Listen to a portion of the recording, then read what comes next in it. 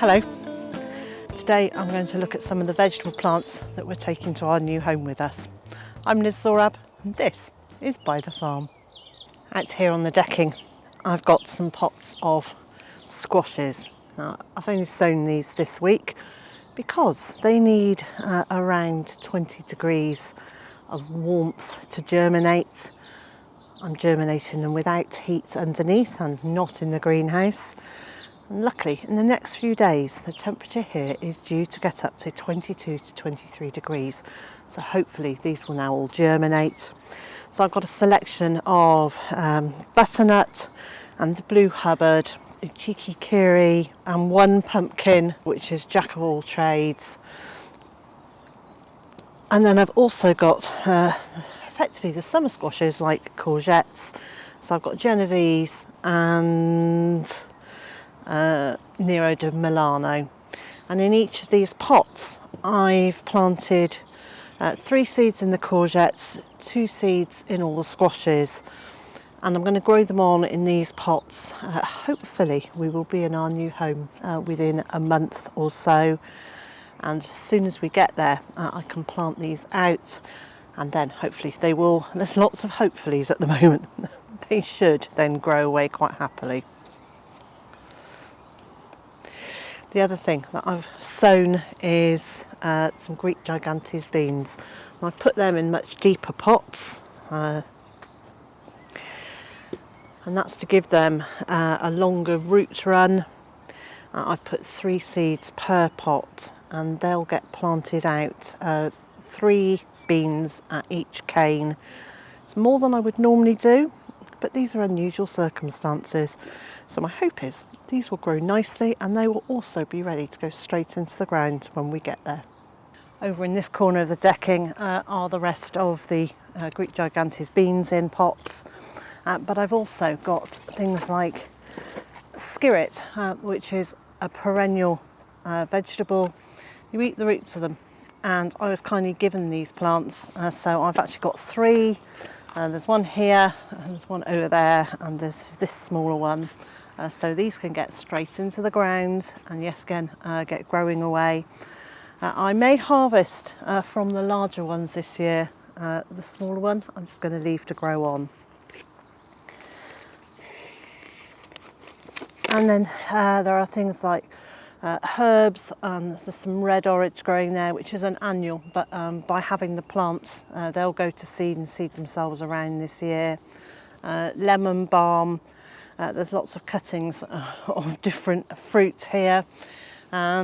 Somewhere, although I can't see it right now, I've got pots of mint and things like that. Out here in the veg garden, I continue to walk around with my snips and a plastic bag to take cuttings. I want to leave all these plants for the next owners, but I also want some more cuttings. So I'm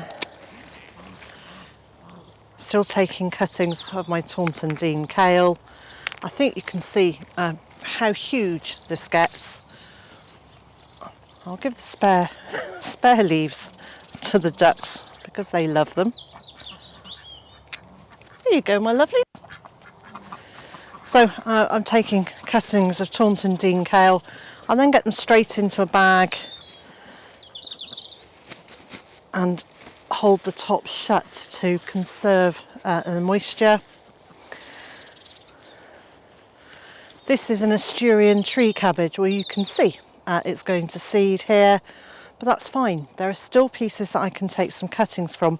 Now, I haven't taken cuttings of this particular cabbage before. I've just grown it from seed. It goes for 2 or 3 years, so it's a short-lived perennial. But I'm going to give it a go with a few cuttings.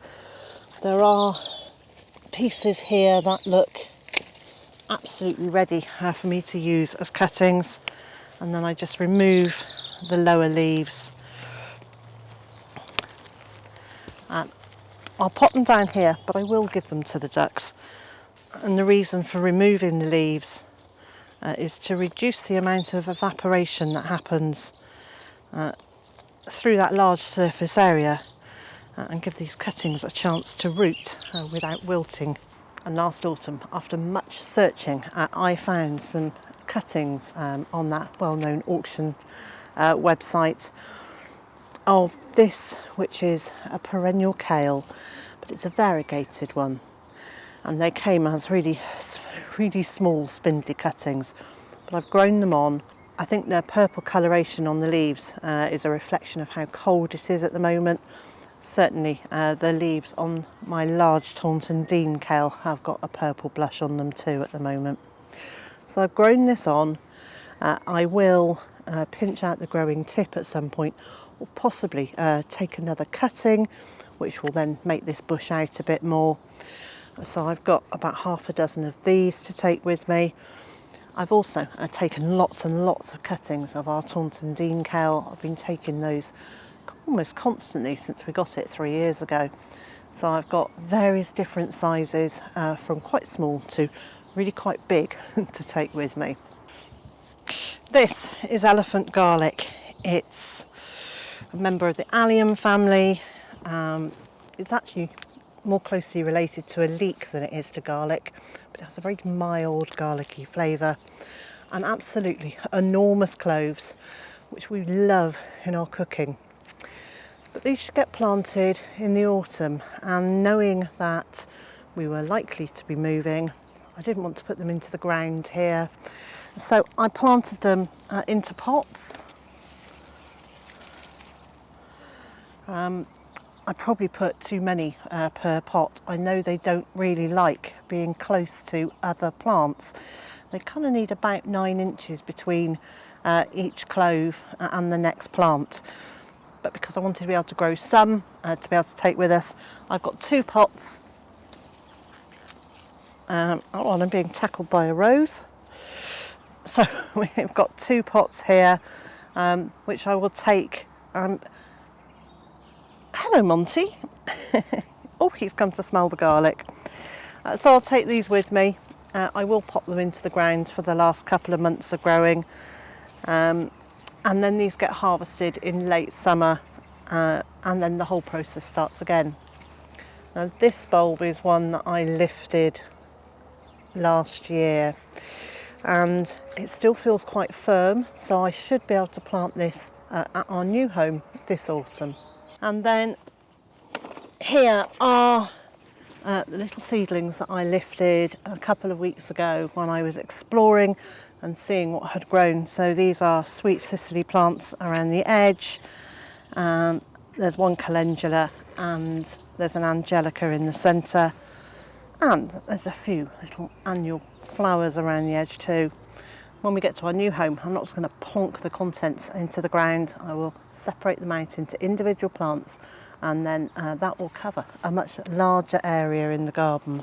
And then this one is the same, some perennial flowers around the outside, and then this is a young elderberry. It's a self-sown seedling, so I was very happy to get that into a pot to take with us.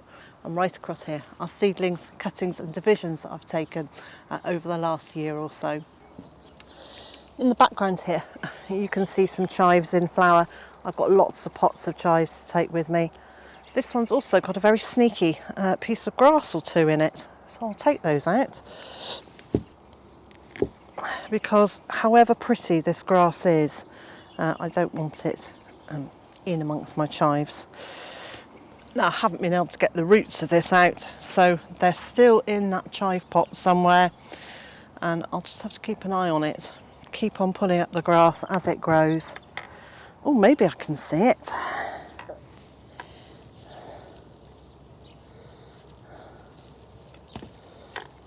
No, just another piece. So I'll have to keep an eye on that, keep on pulling it up. I hope that that weakens the root system. And maybe as and when we move, I'll divide the chives up and I'll be able to get at those grass roots then. Go and put this away. And earlier this year, maybe late January or early February, I bought some little plug plants of herbs, and I bought a selection of thyme. Now these don't look like little plug plants now because they've grown so well. So they arrive as tiny weeny plug plants. I put them into pots, 6 different varieties of thyme. This one is a creeping lemon thyme. And all the labels is a yoghurt pot that's cut up and I've written on it with a marker pen.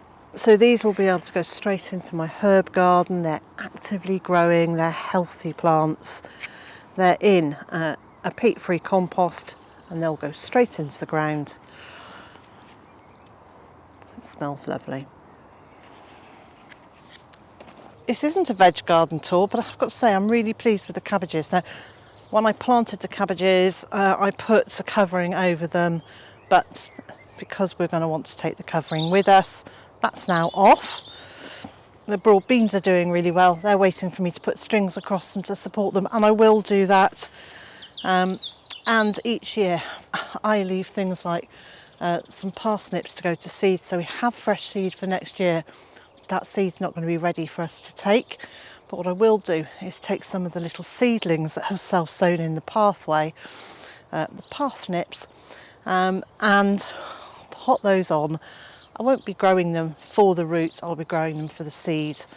So we will have some seeds next year to collect to sow for the year afterwards. While I've been walking around the garden looking at the self-sown seedlings, I have been lifting some companion plants. So these are calendula that sowed themselves absolutely everywhere in the garden.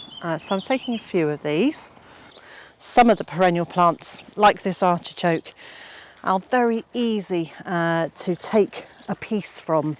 So they send out sections, sort of offshoots on the side of them, on the side of the main plant, and we're going to be able to pop a spade in and lift these out with a small piece of root on them, we hope.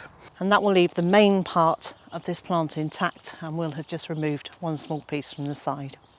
In previous years, by the end of May, these beds have been absolutely full of crops.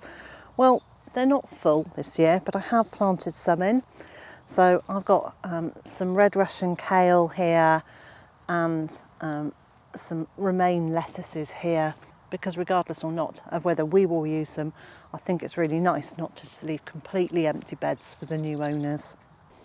There have been moments when I've doubted the wisdom of collecting all these plants to take with me, but they're not cheap.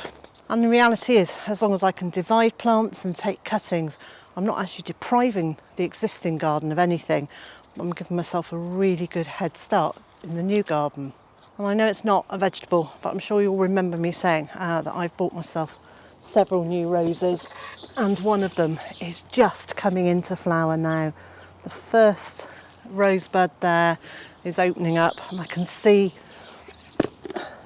the lovely deep coral flower that's going to come. I'm so excited. It won't be very long before this area is a riot of colour. And so together with things like the bay and rosemary and the chives, I think this is going to be a pretty good start to the new garden. So there we go. There's some of the vegetable plants that we are taking with us, and how. I need to get over to the greenhouse and get these cuttings put into some soil and give them a good water. And so wherever you are in the world and whatever you've got planned for today, I hope it's a good one. And I also hope you'll join me again next time.